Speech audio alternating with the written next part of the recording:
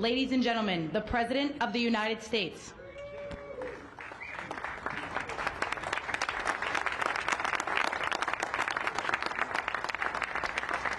Hello, everybody. Thank you very much. Thank you. What a friendly group this is. No Democrats are here, right? Well, I want to thank everybody. This has been a labor of love. You know, we took over a building that was not properly taken care of. It just wasn't. It's a very special building, and we are taking care of it. This was grass, and when you have a news conference, and this was going on for many years, but everybody would just sink into the mud. It was extremely luxurious grass, especially when it was raining, because you'd go down about 5 inches into the mud. And when we had a press conference here, all the press standing back there, they'd be cursing me. The women would be lifting up their shoes, saying, "You've destroyed my shoes. This is terrible." So we got a stone that's the exact same stone and color as the White House itself, because we wanted the friendly feeling of that light color. And it reflects the sun, and it keeps you cool even in the summer. And we've had press conferences. We finished it about a month ago. This is, as you see over here, the Presidential Walk of Fame. And we had this long wall with half windows because that used to be a swimming pool on the other side of the wall. That was the swimming pool where Jackie would say, "I hear women inside." Are women inside? Quite a famous, I'm not saying anything, this was a part of a movie. And the Secret Service said, "No, ma'am, there's no women inside, ma'am. I'm sorry, ma'am, you're going to have to move along. But I hear women inside." "No, ma'am, you'll have to move along, ma'am." So that was the famous swimming pool. Now it's even worse. It's for the media. They covered the pool up. They covered the pool up, and now it's for the media. And I think we have a small representative group. I don't think they allowed the rest of them. I can't believe it. What happened? They're all on the other side of the wall. Can you believe it? Because this is supposed to be sort of a private event, and there is no such thing in politics as a private event. Lindsey, you learned that a long time ago, right? The great Lindsey Graham, doing fantastic. You're up 34 points, Lindsey. That's not bad, I'll tell you. It's not bad. So we did the Presidential Walk of Fame from the great George Washington all the way to, well, I think we have to rate him above me. So less than great, less than George. Somebody went up there, they say, "You're the third best president in the United States." This was on television, third best. And they said, "Who are the first two?" "George Washington and Abraham Lincoln." And I got extremely angry at this man. You know, you can't, it's going to be tough to beat, Mr. Senator. It's going to be, John, it's going to be very tough to beat Washington and Lincoln, but we're going to give it a try, right? Hey, they didn't put out 8 wars, 9 coming, all right? We put out 8 wars, and the 9th is coming, believe it or not.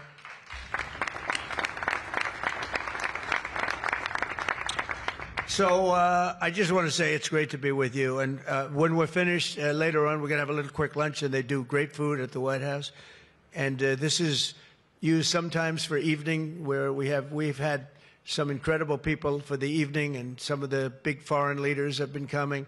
And most excitingly, on the other side, you see the fence and the wall. We're building a world-class ballroom. You know, for 150 years, they've wanted a ballroom here. We don't have a ballroom. We have a little cocktail area, but we don't have a ballroom. The East Room, it's called, is a very small cocktail area. It holds about 88 people if it's tight. And I said, if I do this again, I'm going to get a ballroom built, and we're putting up our own money. The government is paying for nothing. You probably hear the beautiful sound of construction to the back. You hear that sound? Oh, that's music to my ears. I love that sound. Other people don't like it. I love it, Josh. I think when I hear that sound, it reminds me of money. In this case, it reminds me of lack of money because I'm paying for it, so it's the opposite. But it's going to be one of the most beautiful ballrooms anywhere in the world, and it's going to be able to take care of tremendous things. When you have, as an example, I'm going to see President Xi in 2 weeks. I'm going over to South Korea. We're going to meet in South Korea. We're going to talk about a lot of things. They want to discuss the fact that they're paying 157% tariff. It's a little higher than they thought. And we're doing very well. I think we're going to do well in that negotiation. We've done well, as you know, with Japan, with South Korea, with Europe, the European nations got together, we made a deal, and it was all based without the tariffs. You could have never made the deal. I'll tell you what, tariffs equal national security. Remember that. Tariffs equal national security. You got to remember that. And they also equal wealth for our nation, because we've taken in hundreds of billions of dollars in a very friendly manner, given to us by nations that used to take it from us. And they used tariffs on us. We never used it on them because we were foolish, or we were led by people that weren't business people. But it really does. It equals national security. And I wouldn't have put out, I mentioned 8 wars, 9 coming. Of the 8, 5 were based solely on trade and tariffs. India, Pakistan were going at it. 2 nuclear powers, and serious nuclear. 7 planes shot down. They were ready to go, and I called them up. I said, you go to war, and we're not doing a trade deal. And they said, well, what does one thing have to do with the other? I said, it has a lot. You're nuclear powers, and if you do it, we're not doing a trade deal. And 24 hours later, they called me, we have decided not to do it. We stopped the war. We stopped a potential disaster, a nuclear disaster, because of trade. And it's been really amazing. But the tariffs have made us a wealthy country. They've given us tremendous defense. They've given us things that we can do for other countries, very positive. But again, really, it's national security, it's national defense, and they are so important. And it's incredible that presidents, for the most part, didn't know how to use them, when to use them. If you go back, you'll see some of the presidents that were the most successful were believers in tariffs. And I even see foreign countries now that we are doing very well with taking ads. Don't go with tariffs. They're taking ads. I saw an ad last night from Canada. If I was Canada, I'd take that same ad also. But they're actually on television taking ads. But I do believe that everybody's too smart for that. We have a very, very big and important case coming up. We should win the case based on the legal merit. We should also win the case based on all of the things I just said. But we're a wealthy country again. Last week, as you know, they found $31 billion. They came to see me. Sir, we found $31 billion. They said, we don't know why. I said, was this a good find or a bad find? It was a good find. It was a plus 31. We're used to finding negative 31s, right, for the last 30 years. I said, check the tariff shelf. Well, those tariffs haven't kicked in. Yes, they did. They kicked in 2 months ago. Check it. He comes back 2 hours later. Sir, you were right. We have an additional $31 billion, billion, not million, Lindsay, billion, that we just found from tariffs. They kicked in earlier than we thought. You were right. We're a wealthy nation again, and we're a nation that can be secure. We're a nation that can start paying down our debt. And with tariffs, we're the wealthiest nation ever in the history of the world. Without them, we've got to slog. We've got to slog. But remember this, other nations, including China, Japan, European nations, they used tariffs against us for many years. That's why we owe $37 trillion. That's why. But they used tariffs very successfully against us, and we had presidents that never fought it. But now you have a president that does fight it. So I just want to welcome you to the incredible Rose Garden. It's just an incredible place. It was done. We did it, brought it back to health. It was in very bad shape, actually, and we brought it back to health. First Lady Melania did a fantastic job on it. The surrounds and everything. It's all brand new wiring. You know, underneath there's a lot of wire, a lot of things. Everything brand new, everything beautiful. The only thing we did is we had to get a hard surface here because nobody could use it because of the grass. So I just want to welcome you, and I hope you're going to be here a lot. We're going to use it for meetings. We're going to use it for press conferences. Now we can use it. It was unusable before, and now we can use it. But everything that you see was redone. All of this was redone, and the whole White House is being redone. Some of you came through what they call the Rose Hall. They call it different names, but you probably noticed.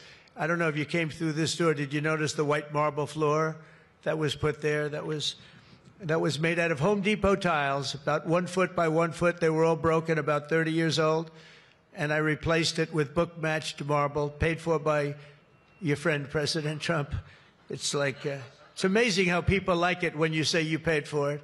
When I say I paid for it, they say, oh, I love it. But it really, they did a beautiful job. The great great talents. They're very talented marble people I have, and they replaced it with beautiful Paradiso marble and statuary marble, and it's really, really beautiful.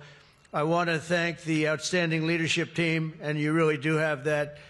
Majority Leader John Thune, who's been my friend. He really has done an amazing job. Thank you, John.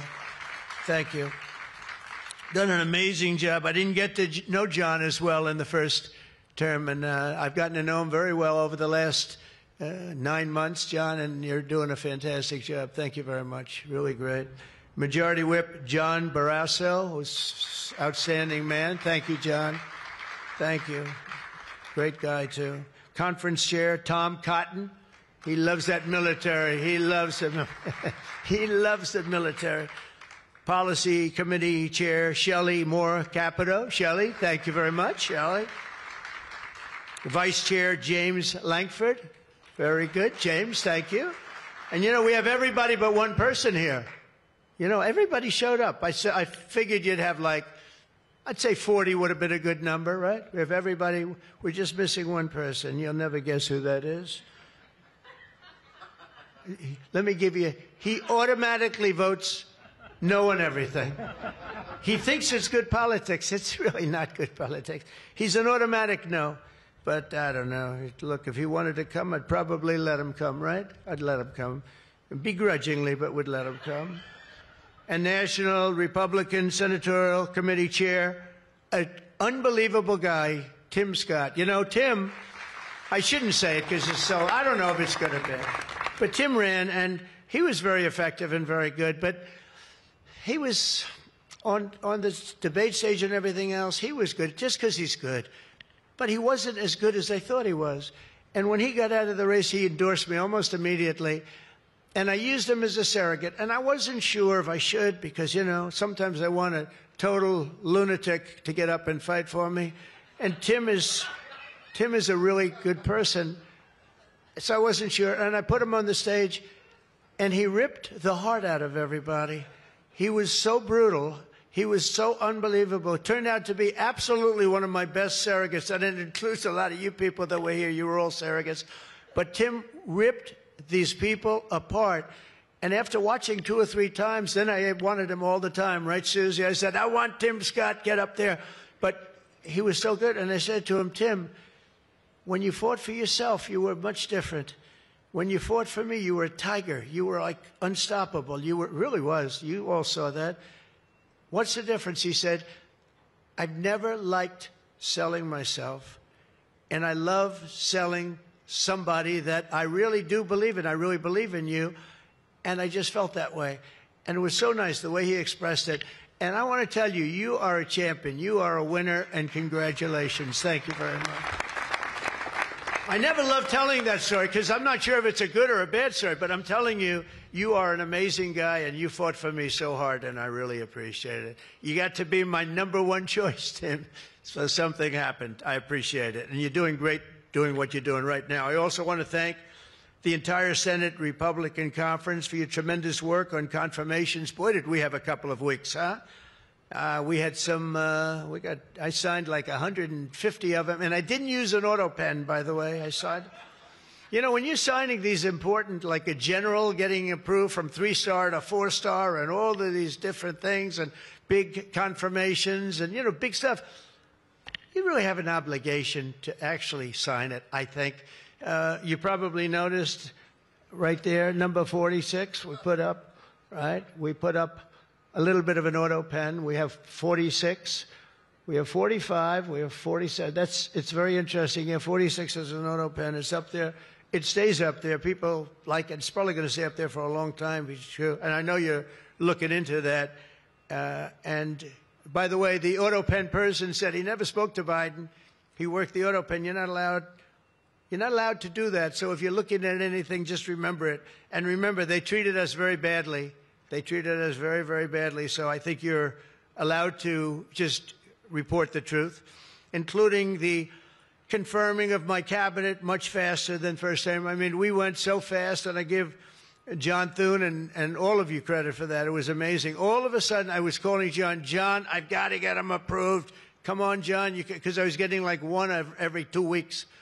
And you know, I have people, they left their job and they left everything, and it looked like they were, all of a sudden, it was like an avalanche. They walked in, James and James, my double James, I call them. They walk in and they had like so many of them. I said, you got to be kidding. Is this like, are you for real, right, James? John Thune did his job, and you got them all done, and you have all those people out there working now, and instead of being very upset with the fact that we couldn't get them approved quickly. So I really appreciate it. You used a method that I wish you could use on U.S. attorneys. You know, I have 10 U.S. attorneys who are phenomenal, phenomenal. A Harvard, a Yale, a this, a that, all top. And the problem is they're not going to ever be confirmed, I guess. I put them in. They'll be there for 3 or 4 months, whatever it's about, and then they have to leave. Because anytime you have, as you know, anytime you have a Democrat senator, not even 2, just 1, they'll say because of the time we're in, we're not approving that person. We're not approving. They never do. They won't approve. And therefore, because of blue slip, I have to tell the person after 3 months, I'm sorry, you'll have to leave. And I put somebody else in. And I've had Democrat senators say the only one we'll ever approve is a Democrat. This is not constitutional. And you really, I hope you can look at that blue slip thing, because I have 10 people that are phenomenal, and they're going to have to leave office. Highly educated, top of their class, everything. And they're going to have a mark on their career that they were a U.S. attorney for 3 months or 4 months, and then they had to leave. And that's so unfair. It's unfair to the public, because the public voted for me in a landslide, and I'm supposed to be picking the U.S. attorneys. And this goes for judges also. But actually more so even for the U.S. attorney with the blue slip. So I have these phenomenal people, many of them young, but truly fantastic people, and they're wondering what's going to happen in another 3, 4, 5 weeks. They're going to have to leave office. I think it's a shame, and I hope you can do something about it, because I'd like to tell those people, you know, we put you there, and you're not going to have on your resume for the rest of your life, you were there for 4 weeks or 6 weeks, and you left like you got canned. So I hope you look at that. Very important. And after your pivotal changes to the Senate rules last month, as a result, this is what you did, the unprecedented obstruction by the Democrats. We've confirmed more than 175 public servants, people that are phenomenal, to keep posts, and that's just been over the last couple of weeks. It's an unbelievable thing what you've done, John, all of you together. So working closely with me and House majority, the Republican Senate also gave us the largest working-class tax cut in American history, and you passed the Laken-Riley Act to throw illegal alien criminals out of our country. You passed the Genius Act and the Take It Down Act with the support of our wonderful First Lady. She got, by the way, she got actual support from the other side. It was bipartisan. I think Rand didn't vote for it again, but I think it was only Rand. You had bipartisan support other than maybe Rand. But another one I'm going to ask you to vote for, and it's in the House now, and I hear it's doing well in the House, James. It's Kate's Law. A young lady named Kate Steinle, I remember it so well, probably 8 or 10 years ago now in San Francisco. She was holding hands with her father on the San Francisco pier, looking out into the water. This beautiful, everything was beautiful, but the person wasn't beautiful that did this. And this was an illegal alien that came into our country 5 times, was thrown out 4 or 5 times, I don't even know, but a lot, and came back and shot her through the head. And she went down and she looked at her father, Daddy, Daddy, something happened, and she immediately passed away in his arm. And, I mean, you can imagine, it was so sad, such a beautiful, beautiful, beautiful person. Father was destroyed, you know, virtually destroyed. And they passed they wanted to pass what they call Kate's Law, and it's now again in Congress, and I hear we're going to get it passed in Congress, and when it gets up to the Senate, I hope you guys can pass it. And basically, very simply, it says that if you're an illegal alien and you come in and you get thrown out, if you come back and get caught, you have to spend 10 years in jail. Very simple. Very simple. If they would have had that, Kate Steinle would be alive today. That was a big event at the time. If you remember, Bill O'Reilly, for those of you that like Bill, I think I like Bill, but he was the one, he devoted his life to that law, trying to get it passed. I think it's time that we pass it so that if you get taken out of the country and you come back illegally, knowing that this law is in existence, you go to jail for a 10-year period, and it's going to keep the repeat offenders from coming in. It's going to really keep them from coming in. Senate Republicans have already voted 11 times to get our government back and open for business. We have record business. We're going to be, I think, by the time I hit month number 12, I think we're going to have $20 trillion of investment. We're over 17 right now. As an example, President Biden had less than $1 trillion for 4 years. We're going to have $20 trillion in less than 12 months, and we're over 17 trillion right now. So it's the largest amount in our country by far, by many times. That's in our country. But here's the one. It's the largest amount in the history of the world. There's never been a country that's had anywhere near 17, or it will be 20, and it's going up fast. A lot of it's because of tariffs, because they're coming in because they don't want to pay tariffs. In other words, they make their product in a certain country, and they used to just send it in here, and there was no charge, absolutely. Now, if they have to pay a 20%, 30%, 50%, 100%, or 2% tariff, they say, well, it's better if I build my plant in the United States. It always amazed me. I did this first term. We had the greatest economy in the history of our country in first term.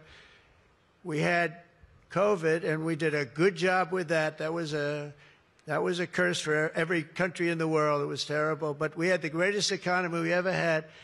But if you remember, I started the tariffs, but I held it off because it wouldn't have exactly been good at the time to tell France, you know what they were going through, you know what Spain was going through and Italy was going through, that, by the way, we're going to charge you tariffs. But I had started the process. We were going, the country was doing good, and I took in hundreds of billions of dollars from China. I put the full tariffs on China. Biden left the tariffs because he couldn't, it was too much money, but they gave so many exceptions that they were essentially meaningless. In other words, here's the tariffs, but you don't have to pay if you look at somebody the wrong way. You don't have to pay. So they didn't pay very much. But with me, they were paying hundreds of billions of dollars. And again, I have a great relationship with President Xi. I expect to be able to make a good deal with him, and I want him to make a good deal for China, but it's got to be fair. For years, they were making $500, $600, $700 billion. $700 billion, and we'd be making nothing. It was a one-sided, honestly, we built their military. We built China's military with the money that we lost for so many years getting ripped off. So now we're going to have a fair deal. I think we're going to have a very successful meeting. Certainly there are a lot of people that are waiting for it. Maybe it won't happen. Maybe it won't happen. Things can happen where, for instance, maybe somebody will say, I don't want to meet, it's too nasty. But it's really not nasty, it's just business, and we're gonna do a good job representing you people and representing the people of our country. Unfortunately, in a craven and pointless act of partisan spite, Chuck Schumer, who I've known for a long time, and the radical left Democrats are holding the entire federal government hostage to appease the extremists in their party. And they are extreme. I mean, I've never seen anything like it. They're extreme, and you know what? We had a landslide election. We won the popular vote by a lot. We won the swing states, all 7. Remember, they said, oh, if Trump could get 3 swing states, he'd be. And, well, I didn't get 3, I got 7. We got all 7 by a lot, by record numbers. We won the Electoral College, 312 votes. They said, it's very hard for a Republican. It's harder for a Republican, although now I think we've swapped it. I think it's now harder for a Democrat, because if you see what we've done with the Hispanics, with the black workers and black men, and recently a poll came out with black men and women were doing so well. You know, they want security. They don't want to have their city destroyed.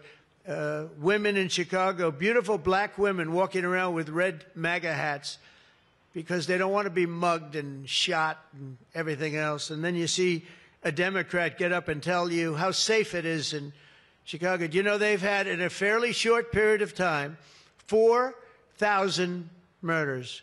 This is over a short period of time, 4,000 murders. And they had a holiday where they had 28 people killed and almost 100 shot. And then you listen to this guy, Pritzker. I've known the family for a long time. They threw him out because he was no good, and he became governor. He's got money through the family. He's got money through the family. But they threw him out. He became governor. I said, I wonder how he's going to do. It's a crime palace. It's a shame. And you know what we did in D.C. is unbelievable. You people, you can walk down the middle of the street, Mr. Senator. You can walk down. You can have your wife meet you at the restaurant, and she's not going to be accosted, shot, beat up, raped. It's unbelievable how bad it was. It was one of the worst in the country, and now it's stone cold. I don't say the word perfect, but it's pretty damn close. And, you know, they would average more than a murder a week in Washington, D.C. This is just before we got here, a murder a week. Think of that. The capital of, in my opinion, the capital of the world. They come from Iowa, they come from Indiana, they come from Florida. You call up the parents, I'm sorry, sir, your son has been shot and killed. We have no crime here now. We have no crime. And the National Guard has been unbelievable, the job. Unbelievable. And you know, it also looks better. I do a tour. I hop in that beast. I feel very safe in the beast. The windows are this thick. But I hop in the beast, and I tell the Secret Service, let's drive around town. I used to do that myself. I could drive myself around. I actually like that better. But now I don't think it's a good idea. But we drive around in the streets. The place is looking the grass is good. The fences are down. There's no tents. There's no anything. We are looking like it's just a whole new look. And the most important thing, there's no crime. And we're going to fix the roads. We have great pavers. We're going to fix the medians in between the roads, which half of them are falling down. We're going to take some of the tiles off the bridges, the tunnels that you have. They've been up for 40 years. They're rotted. And we'll put up brand new, gorgeous white tiles like it's supposed to be. But this place is looking really good. And we haven't even started the real fixing up of the town. We're getting rid of the graffiti. You notice there's almost no graffiti anymore. A lot of that beautiful statuary marble had red graffiti all over it, had bad signs up, and it stopped. We've taken out 1,700 career criminals and people that came in through an open border. They came in through Biden's open border, and we've taken them out. The thing having to do with all of the elements in the great, big, beautiful bill, I'll tell you, it's amazing what we've done. $200 billion in costs for medical. What we've done, $50 billion for rural hospitals. And remember, no tax on tips, no tax on Social Security, no tax on... Think of all of these things that we've done. This is the biggest, this is the greatest bill. Social Security, no tax on overtime. But no tax on tips. I got that from a waitress in Nevada. I was making a speech, and I'm at one of my restaurants in the hotel I own there, and I say, how are you doing? Well, sir, it's terrible. They're taxing my tips. They're going, I wouldn't have even thought that. And I looked at it, and she said to me, sir, there should be no tax on tips. I said, say it one time more. No tax on tips. I walked outside to the press. I said, there will be no tax on tips. She was right. And we won that state by a lot. That's not a state that we win by that much, David, but we won it by a lot. So it was pretty good. But that bill is chock full of so many different things. So it was the biggest bill. I'm actually saying this to the fake news so that they maybe print it, but maybe not, because you people know. It was the biggest bill ever passed in Congress. And what we did was a little risky. We put everything into the bill, John, right? And some people were against it. They said, no, you got to do small bites. And we gave it a shot, and we got it passed. I got a call from John. He said, it was 3 o'clock in the morning, sir, we have 4 hard no's, could you please call him? I say, what time is it, John? It's 4 o'clock in the morning, sir. So I call up. One of you is sitting right here. I said, Jim, could I say hello to you? It's 4 o'clock in the morning, right? He said, sir, you have my vote. I said, wow. Then I called up another person. I'll use fictitious names. Doug, could I get your vote? You've got it, sir. Then I called up another one. How about Josh? Could I have your vote, Josh? Because I like Josh. And Josh, who can be very difficult, said, sir, you have my vote. His wife was screaming at him on the other side. Sir, you have my vote. But I called people, and they weren't really hard-nosed. They wanted a little attention, unfortunately, at 4 in the morning. Sometimes I like the ones that don't like the attention, but we'll take it anywhere we can. And we got it passed, right, John? And nobody thought that could happen because you have a small majority. And in the how about in the House, we had a majority of 3. We actually went down after that for a period of about 2 months. We went down to a majority in the House of 1. And I kept saying, you know, because I'll tell you, Mike Johnson's great. The team, these 2 teams, did you ever see 2 people more different? One's tall, one's slightly less tall. We want to be polite. They are very different people, but they're the same in terms of talent. They did the 2 guys, and they get along incredibly well. We all do. We get along great. But we passed a bill. We don't need to pass any more bills. We got everything in that bill. There's nothing else we have to put.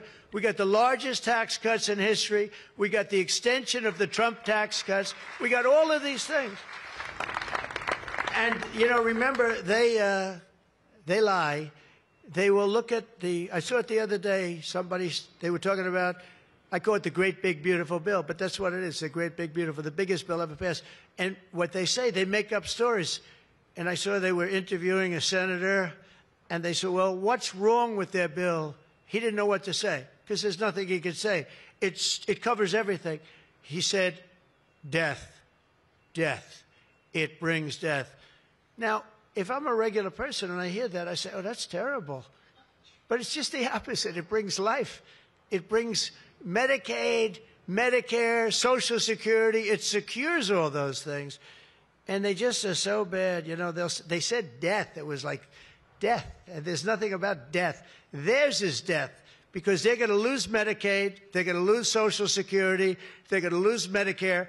All of those things are going to be gone because the whole country would be bankrupt, and you're not going to have any kind of medical insurance. So with us, it's the opposite. And it's a great bill. We don't need any more. And I want to just say, from the beginning, our message has been very simple. We will not be extorted on this crazy plot of theirs. They've never done this before. Nobody has. You always vote for an extension.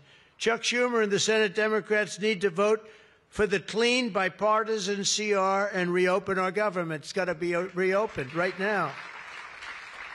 We're not doing that. They are the obstructionists. And the reason they're doing it is because we're doing so well. We're doing well all over the world. We're doing well with the close to $20 trillion that I just told you about. It will be that number. But even if you take it down to over 17, that's a guarantee. We're doing well with everything. Car plants are pouring back into our country. AI plants, we're leading. We're dominating China right now in AI.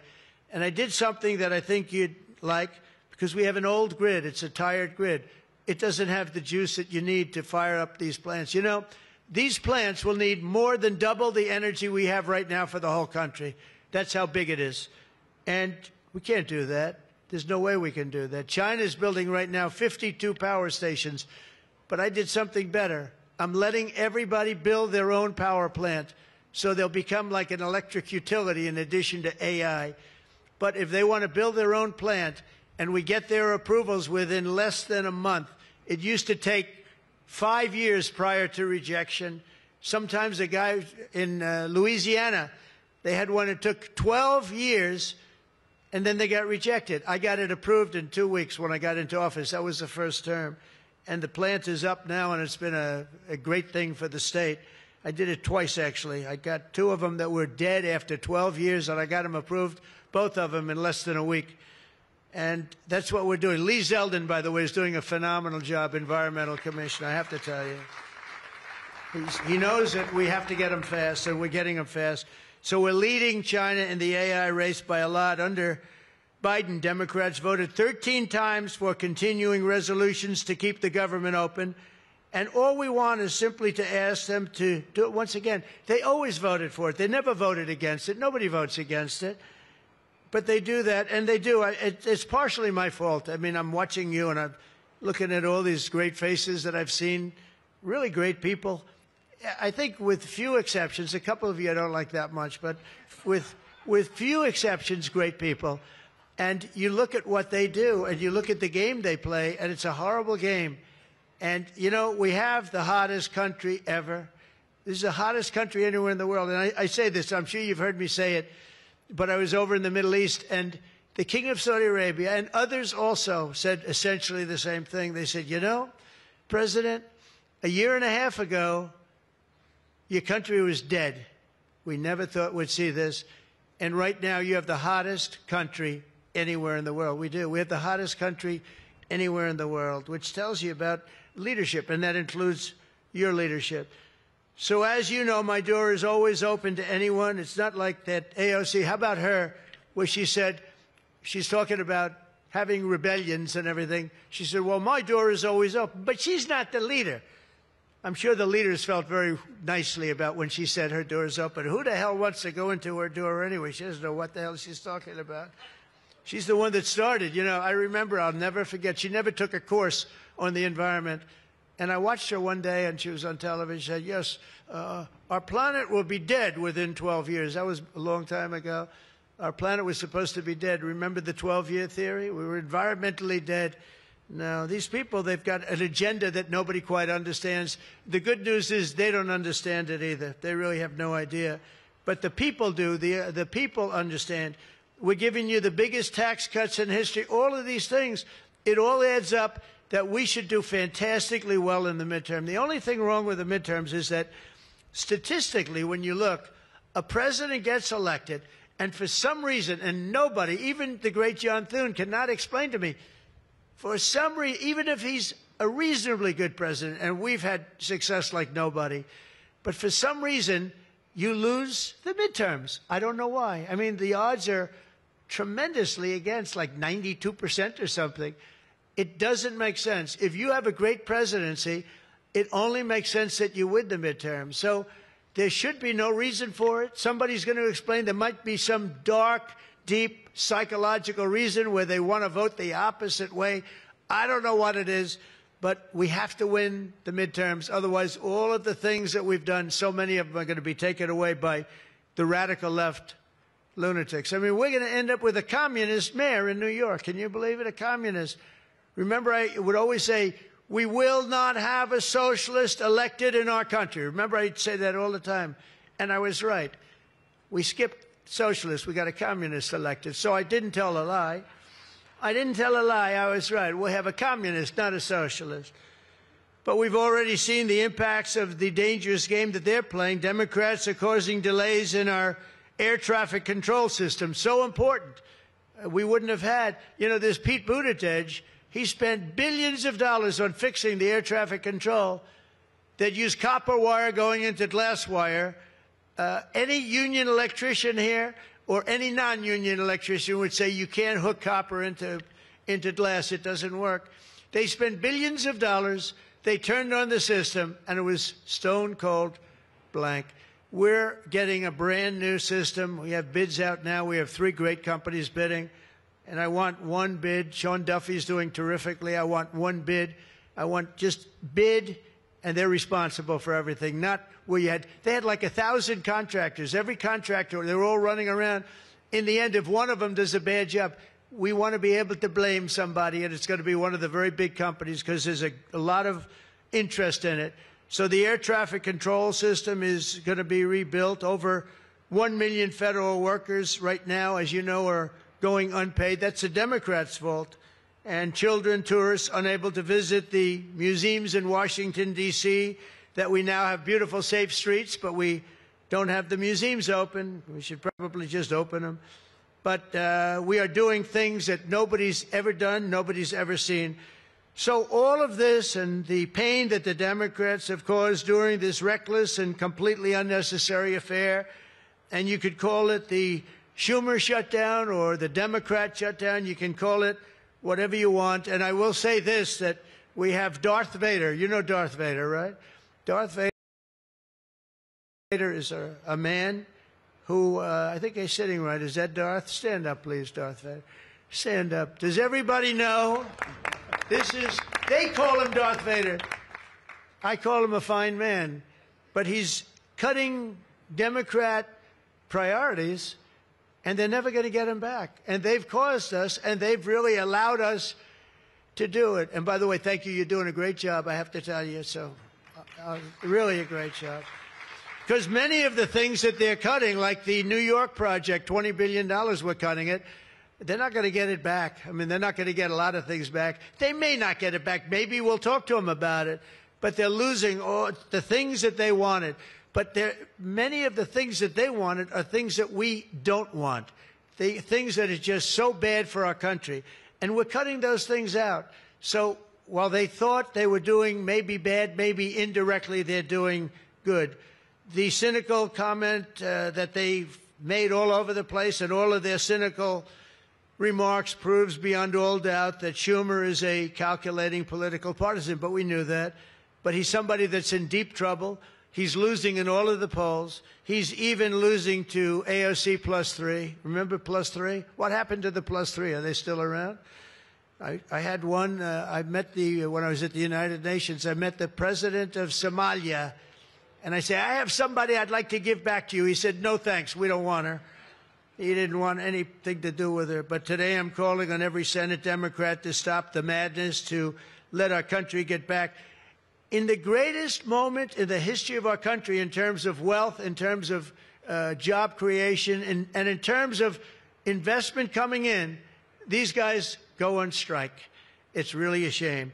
So I'm asking them to be smart. It's not working. They're getting killed in the polls. The public understands what they're doing. They're doing the wrong thing. And with that, I just want to say welcome to the White House. When we're finished, they do a great job. When they're finished, we're going to all come in. It'll be a little crowded, but that's okay. Into the Oval Office, we'll talk a little bit, a couple of minutes. Got some interesting things. And I think I'd like to have, if I could, John come up and say a few words, and we can close it out. And by the way, this is an open mic. It's open to the world. I think they can hear me out on the street. If anybody wants to come up and say after John, say it. We're all friends, and you can speak your heart out. But we've got to get our government open, and the Democrats are trying to keep it closed. Thank you. John, please. Thank you, man. Thank you, sir. Well, Mr. President, thank you for having us. This is the 4th week of the Democrat shutdown, but we are all here today because your Republican team in the Senate is unified. This is now the longest full shutdown in history, but everybody here has voted now 11 different times to open up the government, and we are going to keep voting to open up the government, and eventually the Democrats, hopefully sooner or later, are going to come around. But, Mr. President, your agenda is the right one for this country. This is your team. We are your partners in achieving and implementing the agenda that you campaigned on and the American people voted for. And you just mentioned it has been a series of promises made and promises kept, whether it's national security, whether it's the border, whether it's the economy, taxes, regulations, energy, Trump newborn accounts, school choice. You look at what we've accomplished so far. It is a remarkable, remarkable team and a record of accomplishment that can't be matched.